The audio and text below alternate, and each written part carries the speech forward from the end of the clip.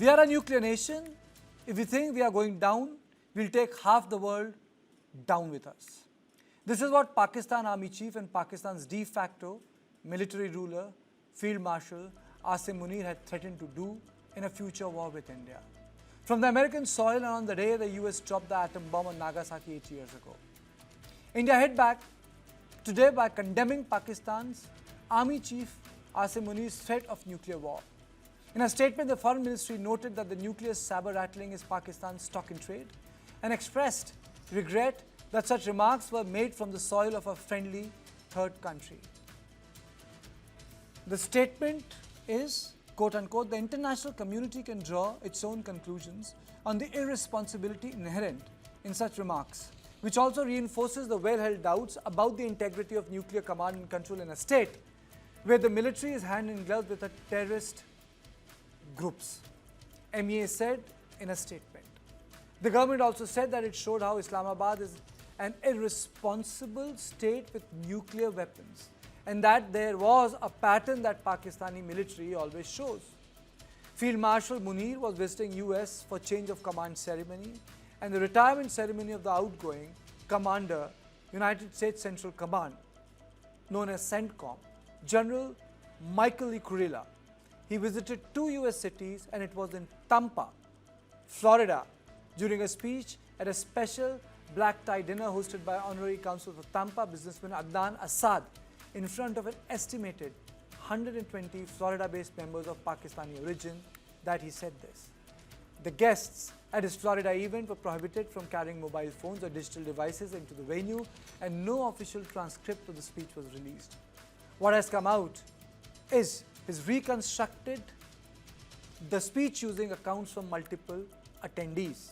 Now during the speech, Field Marshal Munir did what he does best, issuing hate-filled threats towards India to secure his position as the supreme authority of failing Islamic Republic.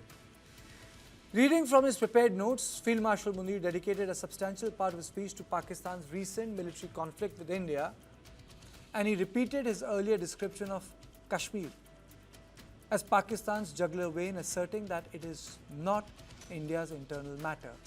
Field Marshal Munir also questioned New Delhi's decision not to provide specific details of its losses during the 4-day war. Quote unquote, the Indians should accept their losses. Sportsman spirit is a virtue, he said, adding that Islamabad will also make its losses public as long as India also conducts a similar exercise. Now this is Asim Munir's second visit in 2 months. His previous 5-day visit was on June 18th, where he even had a rare White House luncheon with President Trump, during which he recommended a Nobel Prize for MAGA Supremo for his peacemaking efforts. Something that he repeated this time too. Emboldened by the Trump White House support, Field Marshal Munir also commented on the recent India-US tension, suggesting Pakistan could teach masterclasses on balancing rival powers, and he also called India shiny Mercedes compared to a dump truck that is Pakistan, sparking internet humor with people calling itself a self-goal. Now, this is not the first time that Asim Munir had spewed venom against India. He's a conservative, is the first Pakistani army chief to have seminary education. He's also known as Jihadi General. For many experts, Asim Munir's threats were a response to India's bold military strikes during Operation Sindoor, which targeted terrorist camps, Air Force bases, and even possibly Kirana Hills, the storehouse of Pakistan's nuclear warheads. In fact, just 2 days ago, for the first time, Air Force Chief AP Singh, speaking at the Air Chief Marshal L.M. Katra Memorial Lecture in Bangalore, said that the forces shot down 5 Pakistani jets and 1 airborne early warning and control aircraft during Operation Sindoor, also adding that the large aircraft, which could be a surveillance plane, was shot down at a distance of 300 kilometers. We have at least 5 fighters confirmed kills and 1 large aircraft, which could be either an Elint aircraft or an AWNC aircraft, which was taken out at a distance of about 300 kilometers. This is the actually largest ever recorded surface-to-air kill that we can talk about. At another event, Army Chief General Upendra Dwivedi, speaking at the IIT Madras, said Operation Sindoor, was akin to playing a game of chess, as we did not know what would be the enemy's next move, and though the test match stopped on the fourth day, it could have been a protracted conflict. And how post-op Sindoor, all three chiefs were very clear that something had to be done and that the free hand was given, and they had been given the confidence to act, which they did. 25th, we visited the Northern Command, as you're aware, that is the place where we thought, planned, conceptualized, and executed the 7 targets out of the 9 which were destroyed, and where a lot of terrorists were killed. But the questions we are asking in this show are, is Munir trying to close the argument of conventional armed space between two nuclear powers? Has Pakistan again become a strategic ally of America because of the Iran issue? Did India miss Munir's coziness with US Army establishment? How should his statement on using nuclear warheads be decoded, especially in context of missiles being launched if India builds a dam on Indus? And where is he getting this confidence from? Does Pakistan believe that India has more to lose in a conflict than them? Has Pakistan been able to balance both China and America? And why is USA silent on nuclear threat? On this issue, I am joined by Professor Swaran Singh, Center for International Politics, JNU, Lieutenant General Shaukin Chauhan, Strategy and Geopolitics expert, L.A. Piyush, Director International Relations, Israel Defense and Security Forum. He joins me from Ireland. And Professor Scott Lucas, Professor International Politics, Clinton Institute, University College of Dublin. Thank you so much, all of you. Let me straight away go to General Chauhan. So where is Munir getting this confidence from? By doing this nuclear sabre-rattling, and that too from United States of America. Good evening, Karthik. Thank you for inviting me to your show.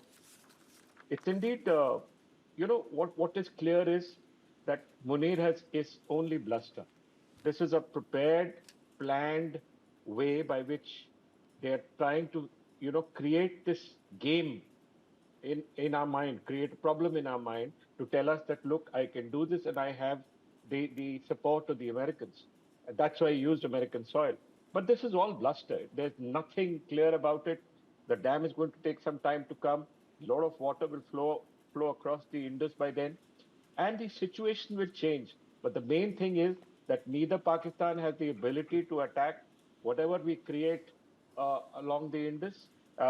And secondly, neither Pakistan has the ability to take half the world along with them. Maybe Munir is actually, as you said, he is known as Mullah Munir.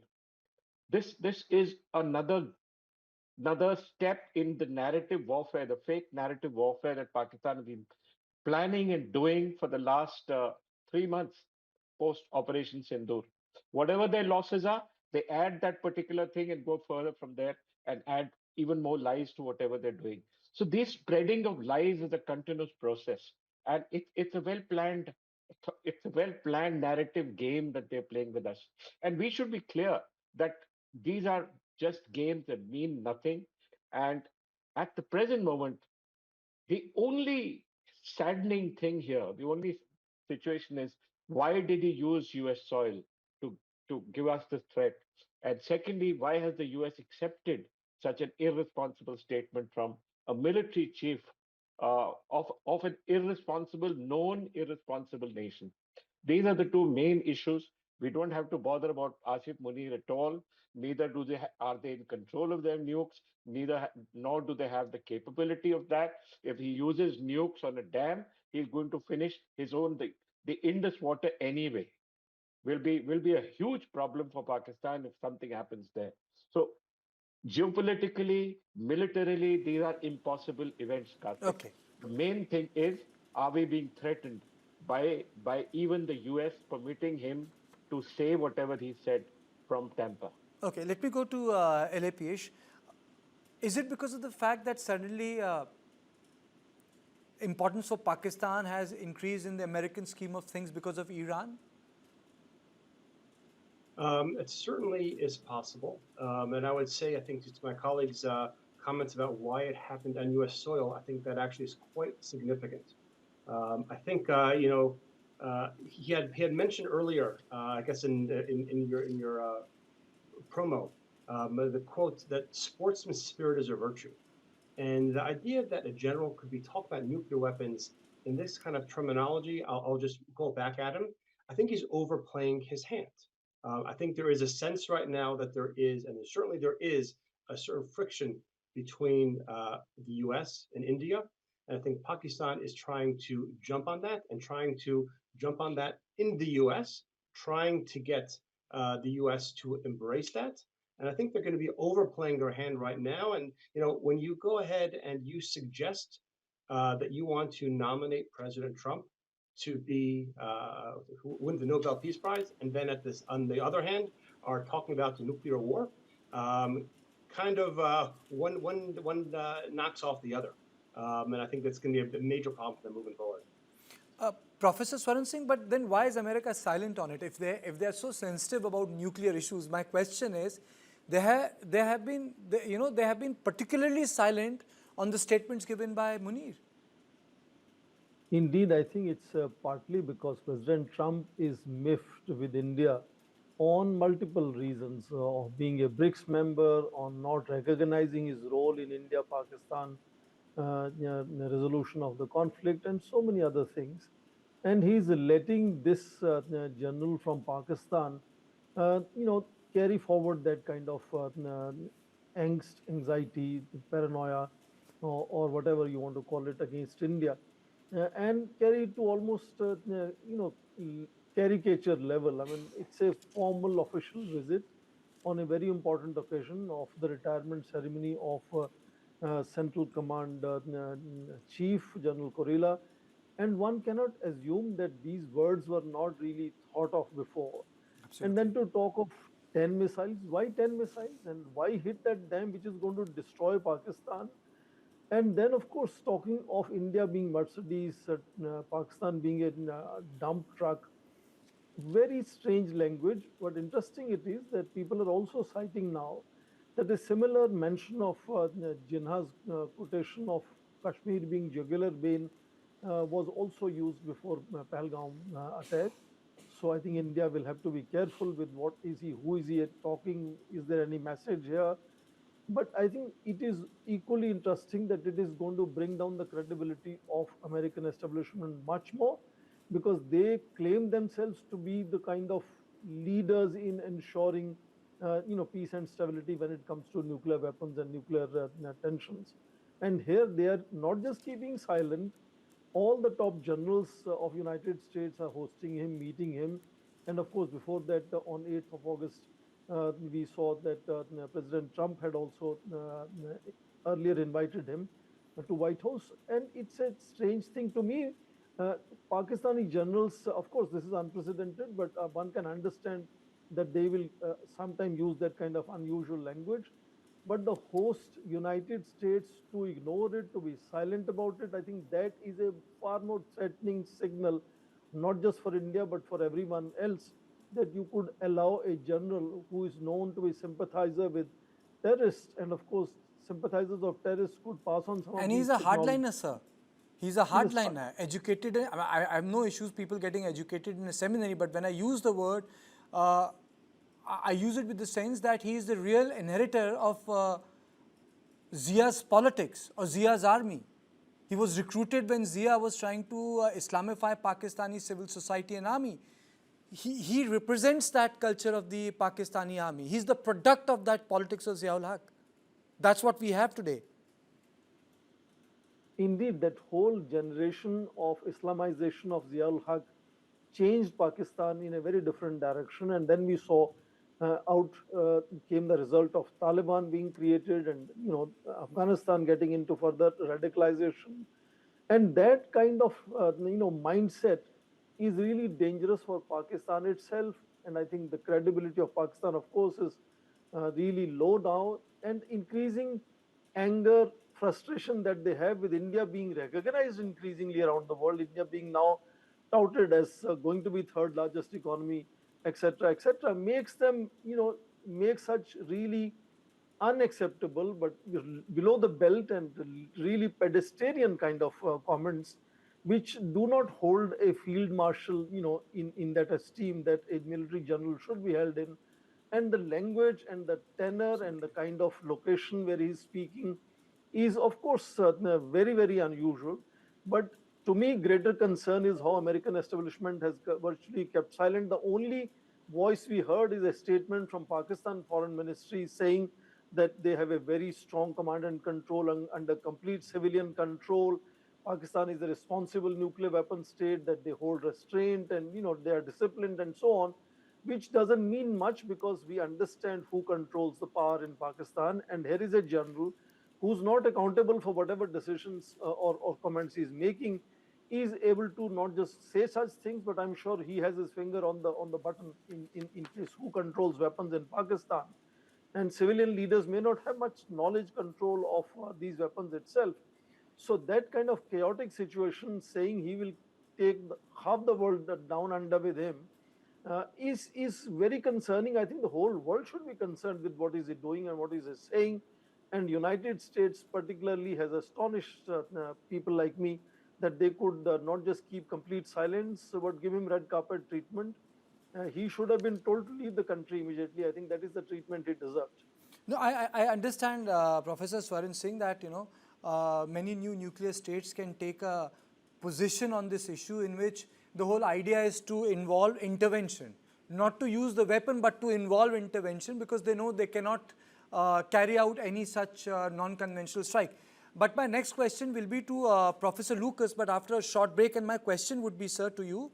Munir also said that we are like a dumpster, Pakistani state, describing himself as a dumpster, in the Pakistani state as a dumpster, India as a Ferrari and a Mercedes, and saying what happens that, if a Ferrari hits a dumpster, so when I come back after the break, so my question will be, why does Pakistan believe that India has more to lose in a conflict than them? And does it embolden them? But after a short break, sir.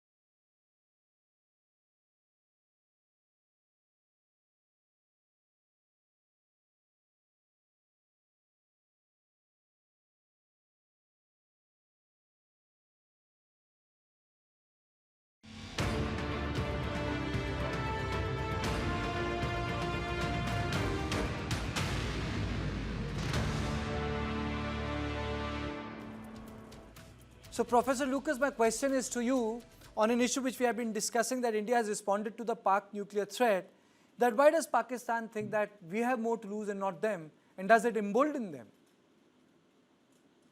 Well, I found those comments about the dump truck and the Ferrari interesting because it's sort of an unwitting tribute to India.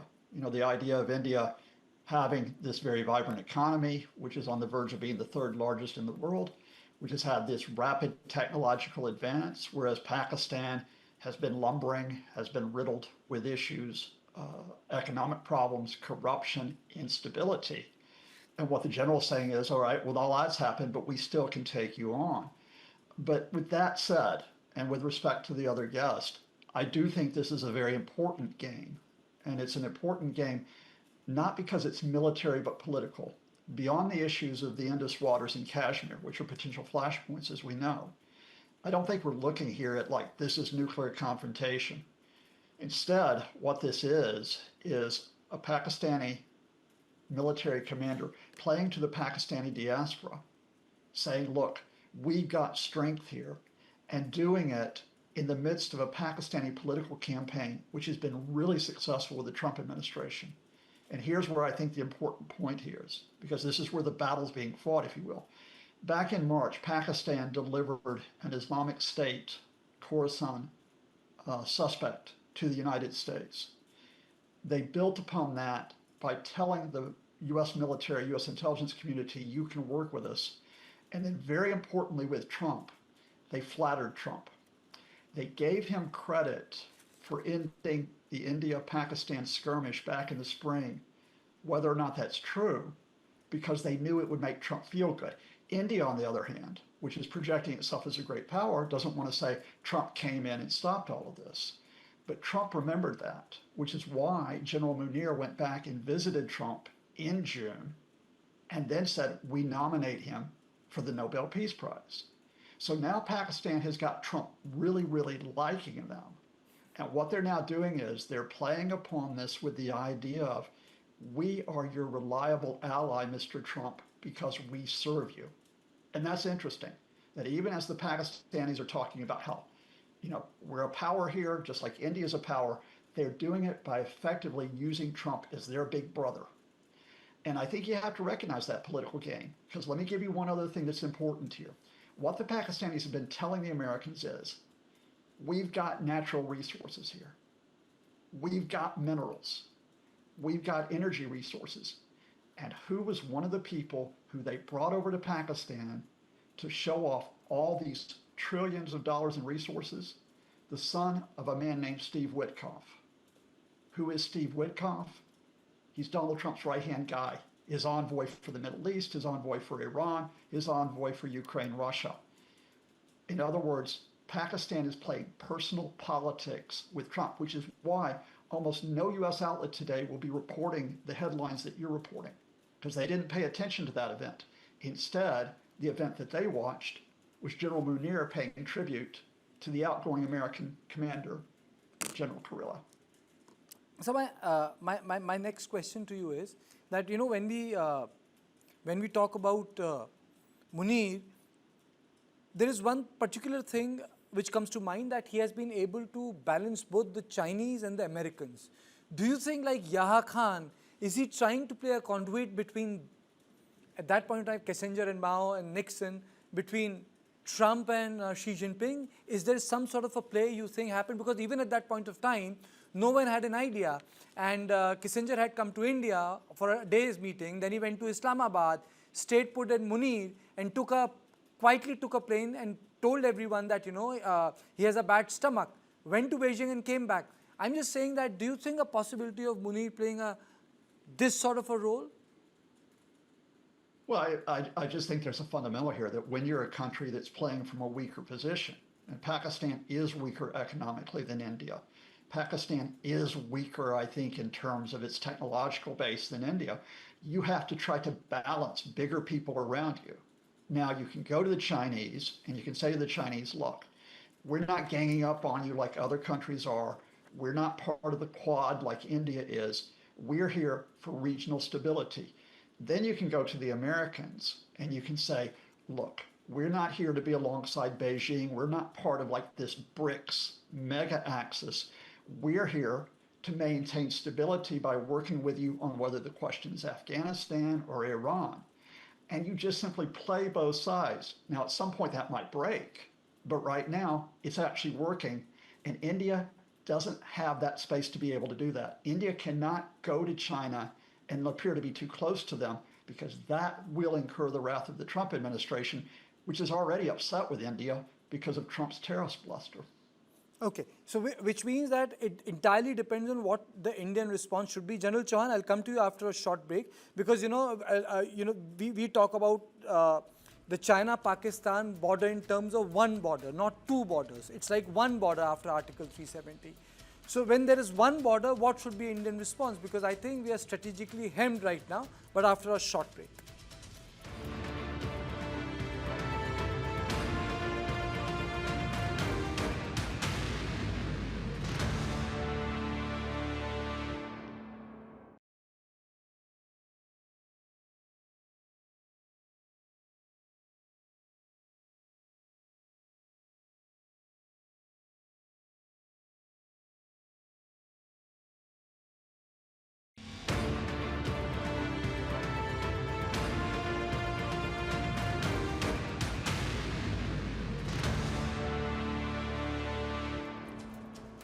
So General Chauhan, my question to you without wasting any time, what are the Indian choices? You know, if Pakistan is able to have a field day by playing on Trump's ego, you know, I really don't have much to add to it. You know, what can one do, you know? But then what are the Indian choices here, sir? Karthik, our choice is very clear. We keep quiet, keep doing our work, keep growing, and keep our policies straight. Militarily, we're a strong nation. While Professor Scott mentioned technology, mentioned economically, he didn't mention militarily. We are a much stronger nation militarily, and we have the capability to deal with both China and Pakistan together. We can keep them at bay, and that's not a problem. So as far as our borders concerned, and the borders on the Himalayas or borders in the western region with Pakistan, we are capable of dealing with both countries in any kind of warfare. So at the present moment, keeping the fact that that the US is not in this very favorable position with us, we just keep quiet and keep growing, keep doing our best and deal with the tariffs and grow economically as far as we can do, and keep strengthening ourselves and keep strengthening our technological base, keep improving our technology, and keep trying to get the latest technology and build the latest technology. You know, you're speaking like Deng, hide your strength and bide your time. Absolutely. Maybe sometimes the time comes to speak like Deng, but as a soldier, I would be absolutely clear that we'll deal with both Pakistan and China, and we're not a militarily weak country. And as far as we're concerned, we've had many years of political stability, and we are in a position where we can deal with some bad times without a problem. So that's my view, Karthik. Okay. Carry on from where we are.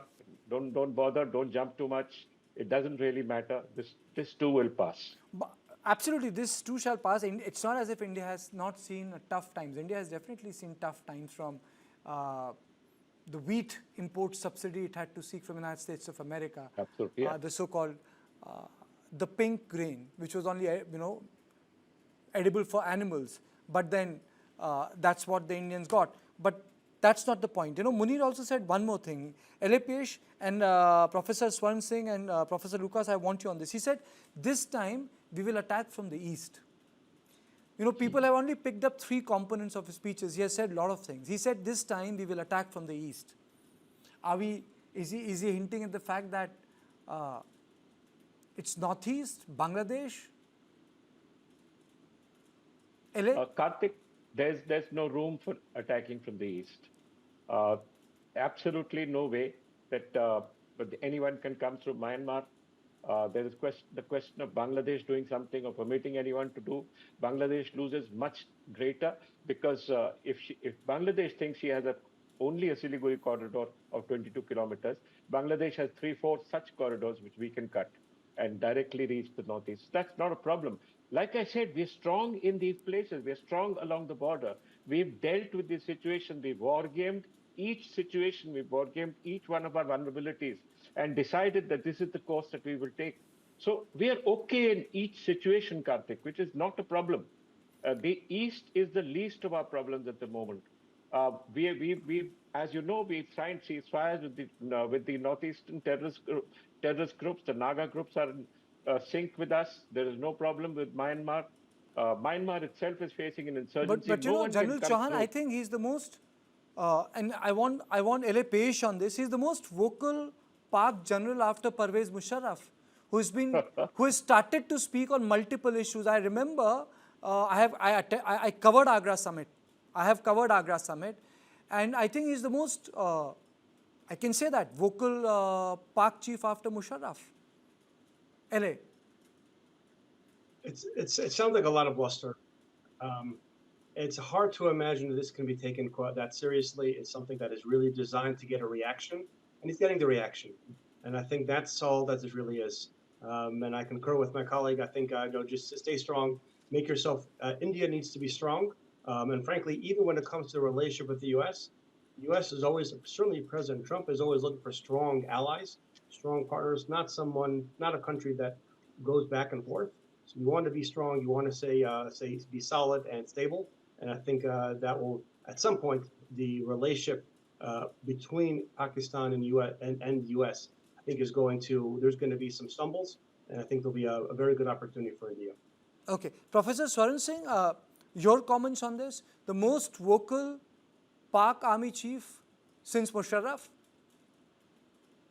Indeed, you made comparison with General Musharraf, but even you would agree that comparatively Musharraf was far more subtle and far more lighter in his conversation compared to a jihadist kind of language that Asim Munir often uses. And I think it's interesting to see why he's being propped like that by United States. Russia recently recognized Taliban, which is another worry for United States. And of course, they have direct problem with Iran now, and also certain political problem with India. And he fits in the bill in that sense of talking like, for United States, ratcheting up that whole situation. And United States perhaps would like to keep silent about it to allow him to do the things that he's doing. But we also know, the whole world knows, India is more than clear, and everyone believes India has no first use doctrine. And all strikes of India so far, including the last one in Operation Sindoor, has been very limited, surgical. In the context of wars in Gaza and Ukraine, you can understand how precise the strikes were that India conducted.